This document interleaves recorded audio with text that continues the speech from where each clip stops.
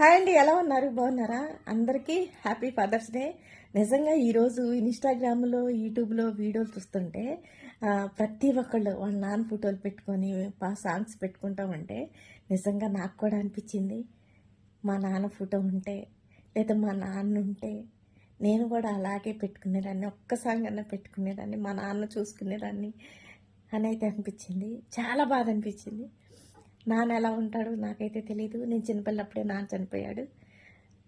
మా నాన్నకి నేనంటే చాలా ఇష్టం అంట. ప్రతి తండ్రికి చిన్న కూతురు అంటే చాలా ఇష్టం అంట. మా అమ్మ చెప్పింది, చిన్నప్పుడు పోలియో డ్రాప్స్ చేయడానికి, ఇంజక్షన్ చేయడానికి ఎల్లమ్మటి వచ్చేవాళ్ళు, పోలియో ఇంజక్షన్ చేయడానికి.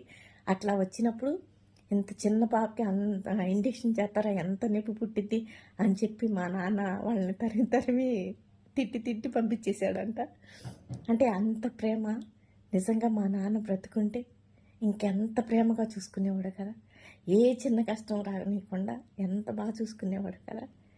అందుకే బహుశా లేడేమో, అందుకే ఆ దేవుడు తొందరగా తీసుకెళ్ళిపోయాడేమో. నిజంగా ఇంకో జన్మంటూ ఉంటే అలాంటి తండ్రి ఉండాలి, మా నాన్నతో గడపాలి. ఒక్కసారన్నా మా నాన్నని హగ్ చేసుకోవాలి, ప్రేమగా మాట్లాడాలి అని కోరుకుంది. ఇంకో జన్మంటూ ఉంటే తల్లిదండ్రుల దగ్గర పెరగాలని ఆ దేవుణ్ణి మనస్ఫూర్తిగా కోరుకుంటున్నా.